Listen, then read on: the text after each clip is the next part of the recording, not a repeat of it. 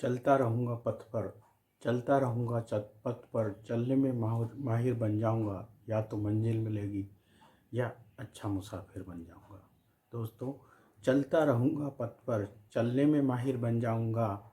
या तो मंजिल मिलेगी या अच्छा मुसाफिर बन जाऊँगा।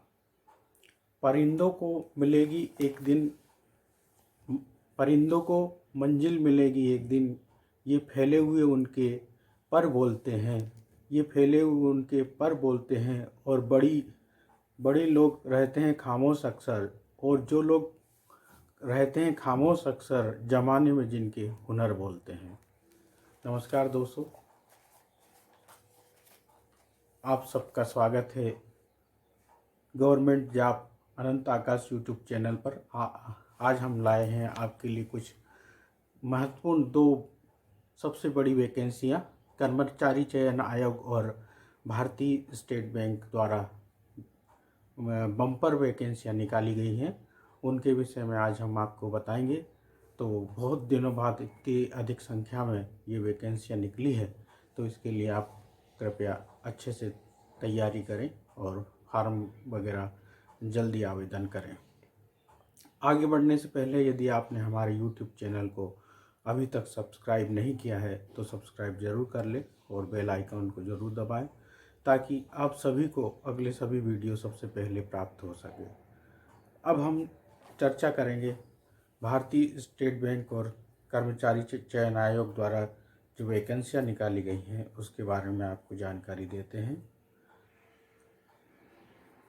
कर्मचारी चयन आयोग, स्टाफ सिलेक्शन कमीशन, एसएससी जिसको बोलते हैं, 5369 senior technical assistant, girl cadet instructor GCI, chargeman, Hindi typist, senior technical assistant, girl cadet instructor GCI, chargeman, Hindi typist और अन्य पदों पर भर्तियां निकाली गई है। ये भर्तियां 11 मार्च 2023 से निकाली गई हैं। संस्थान का नाम है कर्मचारी चयन आयोग।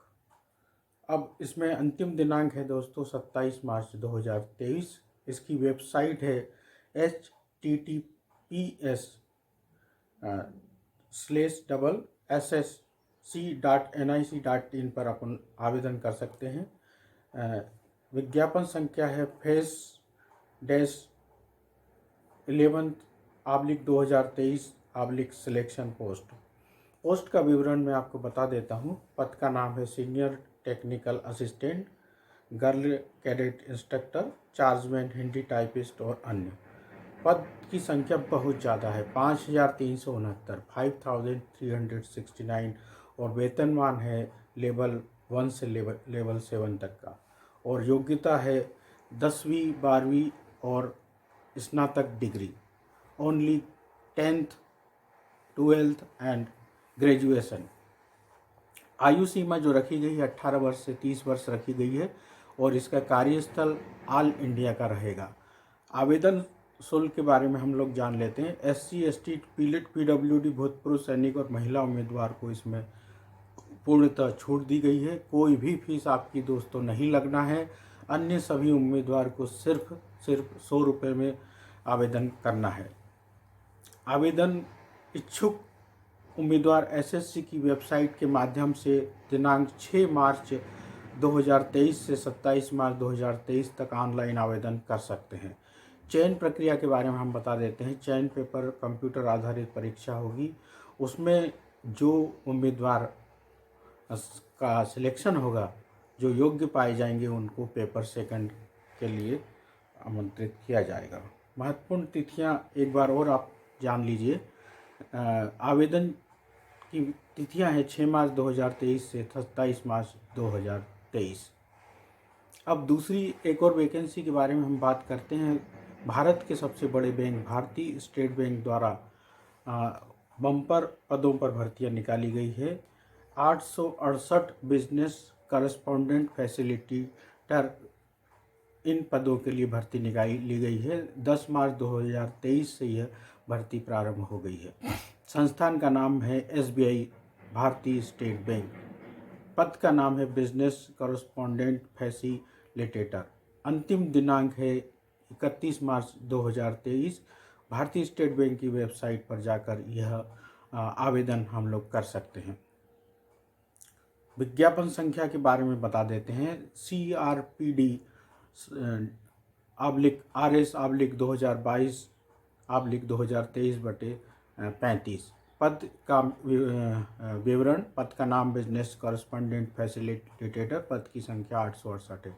वेतनमान जो रहेगा इसमें 40,000 रुपये प्रति माह रहेगा। 40,000 पर मंथ रहेगा। योग्यता नियमानुसार रहेगी।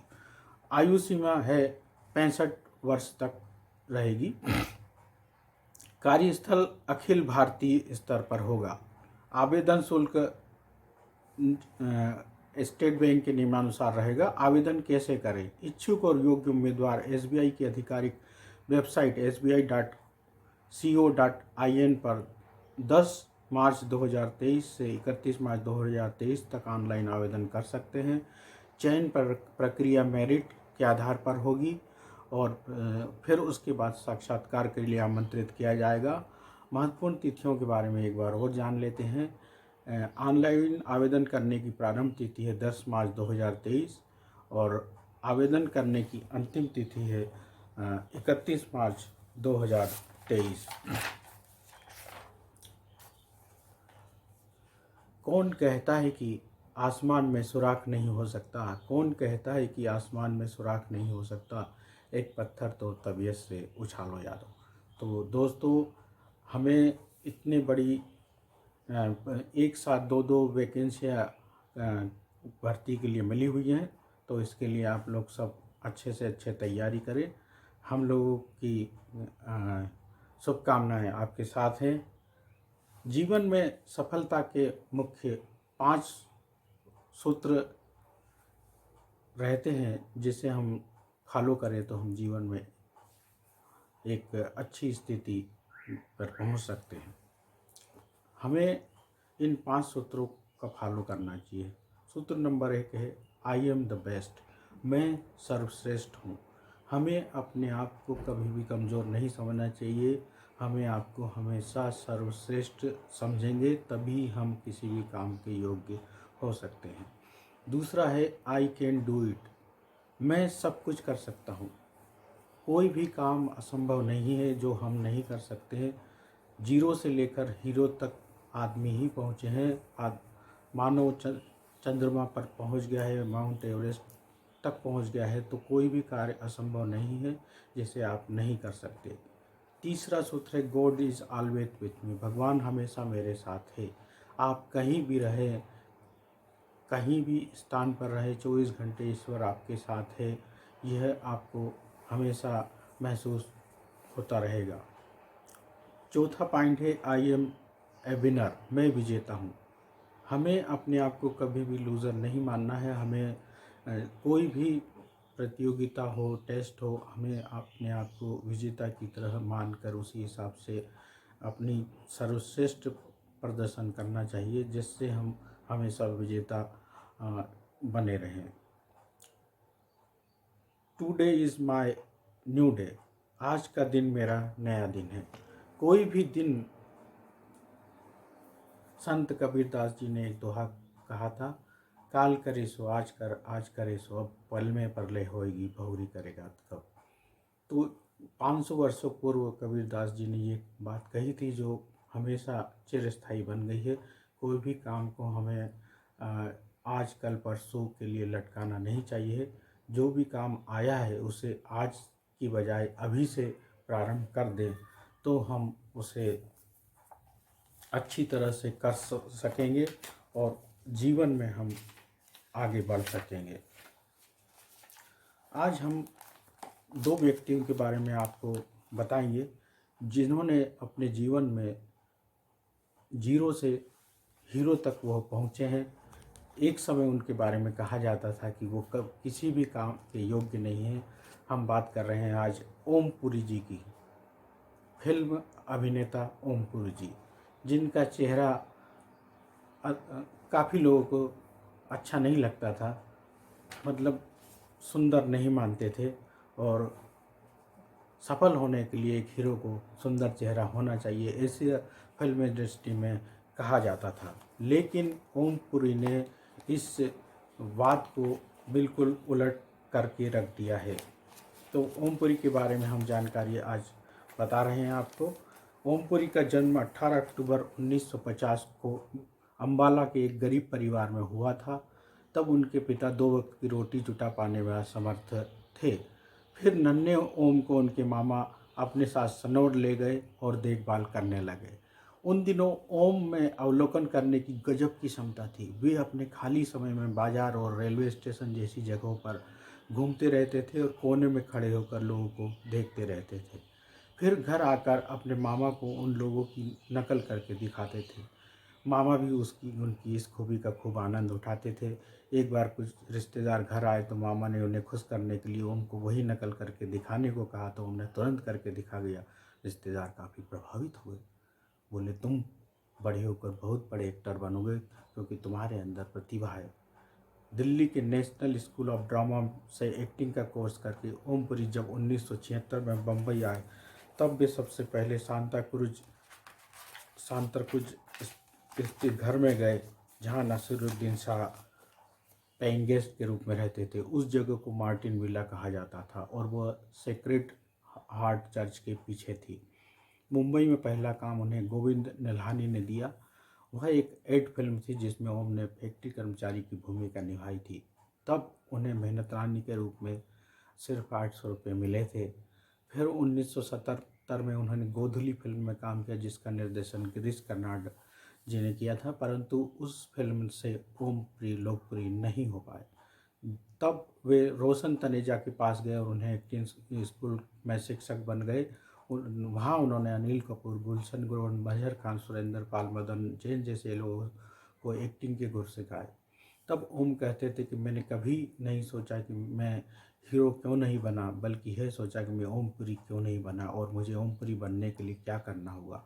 मैं जानता था कि सफलता मेरी उपलब्धियों में नहीं मापी जाएगी, बल्कि उन बाधाओं द्वारा मापी जाएगी जिन्हें मैंने पार कर लिया था। तो दोस्तों, ओम पुरी जीरो से कैसे हीरो तक के सफ़र पर गए। उनका चेहरा देखने में सुंदर नहीं था, लेकिन उन्होंने चेहरे की बजाय अपनी आवाज़ को, ज़बरदस्त एक्टिंग को कामयाबी का मूल मंत्र बनाया और एक सफल अभिनेता के रूप में और श्रेष्ठ अभिनेता के रूप में जाने जाते हैं और हर कोई उनसे प्रभावित रहा है। दूसरी शख्सियत है चार्ली चैपलिन, दुनिया को हंसाने वाला। चार्ल्स स्पेंसर चैपलिन यानी चार्ली चैपलिन का जन्म 16 अप्रैल 1889 को लंदन में हुआ था। उनकी मां गायिका थी, लेकिन लगातार गाने से उनकी आवाज़ खराब हो गई थी। फिर भी वे थिएटर में गाती थी। कभी कभी तो उनकी आवाज़ बीच में ही अटक जाती थी, सिर्फ फुसफुसाहट ही रह जाती थी, जिसकी वजह से चैपलिन को 4 साल की उम्र में अपनी माँ के साथ थिएटर जाना पड़ा था। एक दिन वे स्टेज के गलियारे में खड़े थे कि अचानक उनके कानों में माँ की थरथराती हुई आवाज़, कांपती हुई आवाज़ आई और आवाज़ खोती जा रही थी। लोग हंसने लगे, फप्तियाँ कसने लगे। उन दर्शकों में ज़्यादातर फौजी थे, इसलिए थिएटर के मैनेजर ने चैपलिन को स्टेज पर जाने की सलाह दी ताकि स्टेज खाली न रहे। फिर जब फ्लड लाइट की चमक में चैपलिन ने गाना शुरू किया, तब उनके गाने पर सिक्के फेंके जाने लगे। सिक्के देखकर चैपलिन ने गाना छोड़ दिया और सिक्कों को देखते हुए बोला, मैं पहले पैसे उठाऊंगा, बाद में नाचूंगा, बाद में गाऊंगा, मैं पहले पैसे उठाऊंगा। जब उसकी माँ का स्टेज पर आखिरी कार्यक्रम था और चैपलिन का पहला, इसलिए चैपलिन ने अपनी आत्मकथा में लिखा है कि माँ की मृत्यु के बाद मैंने झाड़ फानूस की दुकान पर नौकरी की, फिर सेल्समैन बनकर बिस्कुट, साबुन और मोमबत्ती बेची। एक डॉक्टर ने यहाँ भी मैंने काम किया, जहाँ मुझे मरीजों के पेशाब के बर्तन धोने पड़ते थे और 10-10 फुट ऊंची खिड़कियों को भी धोना पड़ता था। अपनी खास घसीटवा साल के बारे में चैपलिन ने एक बार बताया था कि मैंने रूमी बिक्स नाम आदमी को देखकर उसे अपनाया था, जो घसीट कर चलते थे। रूमी मेरे चाचा के बाहर कोचवानों के घोड़े संभाल कर रखने का काम करता था। वह नाटा सा आदमी था, लेकिन लंबे आदमी की पतलून पहनता था। उसके पाँव फूले हुए थे जिन्हें वह घसीट कर चलता था। इसी घसीट कर चलने वाले को की स्थिति को चार्ली चैपलिन ने अपनी सफलता की कामयाबी का मूल मंत्र बना लिया और उसी से पूरी दुनिया में वो प्रसिद्ध हो गए। मुझे इनकी चाल देखकर मज़ा आता था, इसलिए मैंने लोगों को हंसाने के लिए उनकी स्टाइल को अपनाया। एक बार चार्ली चैपलिन गांधी जी से भी मिले थे, फिर उनके विचारों पर मॉडर्न टाइम्स फिल्म बनाई थी जो लोगों को खूब पसंद आई। उसके बाद चैपलिन दुनिया के महानतम अभिनेताओं में गिने जाने लगे थे, क्योंकि वे रोते हुए लोगों को अपनी हरकतों से हंसा देते थे। तो दोस्तों, कोई भी एक हीरो नहीं बन जाता है, हमेशा शुरुआत जीरो से होती है और उसके लिए काफ़ी कठिन परिश्रम और परिस्थितियों से गुजरना पड़ता है, जो कि सभी लोगों को गुजरना पड़ेगा। तो दोस्तों, आज सिर्फ इतना ही, और मैं आशा करता हूँ कि ये 2 वैकेंसियाँ और 2 कहानियों के माध्यम, कहानी क्या मतलब सच्ची घटनाओं के माध्यम से आपको काफ़ी कुछ सीखने को मिलेगा और जीवन में एक सफलता के लिए एक मूल मंत्र की तरह इसे अपनाकर आप सफल हों। हमारी शुभकामनाएँ आपके साथ हैं। यदि आपने अभी तक हमारे चैनल को सब्सक्राइब नहीं किया है तो कृपया कर लें और बेल आइकन को दबा दें और ज़्यादा से ज़्यादा शेयर और लाइक करें, ताकि यह वीडियो सभी लोगों को जल्दी पहुंच सके, ताकि वे अपनी आवेदन तुरंत कर सकें। दोस्तों, नमस्कार, सत श्री अकाल, जय हिंद, जय भारत।